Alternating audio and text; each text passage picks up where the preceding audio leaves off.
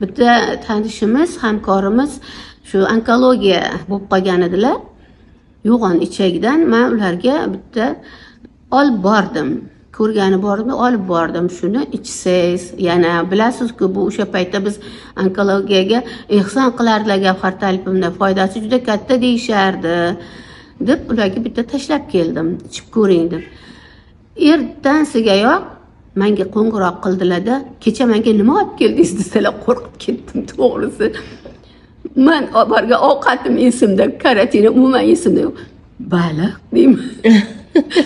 Yo'q, ana qizil idishdagisi. Qizil ishda nima ekan u, bilmadim desam, karantina dedilar. Voy, ha, karantina nima bo'ldi desam, kechalari og'riqdan uxlamas ekanlarda, kechqurun olib borganimdan keyin bitta qoshiq ichgan ekanlar. Shunaqa tiniqib uxladim deydilar. Keyin haligi o'sha kuni uylarda mehmon bo'lgan. Hali mehmon ham ichganlar, ular ham uyqusizlik bo'lgan ekan, ular ham shunaqa miya tiniqib dam olgan. Telefon qilib, hozir bizga zudlik bilan 2 ta yetkazib kelasizlar. Buyurtma beryaptilar-da, hali mehmonimga kerak. Nur ham oldi, ximiya ham oldilar, ilon zahri bilan ham davoladilar.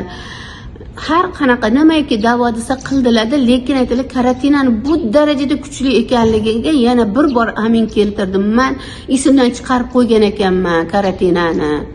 Dedilar, shu ichgan kuni ham og'riqlar to'xtagan, mirra qilib uxlaganlar og'riqlarsiz.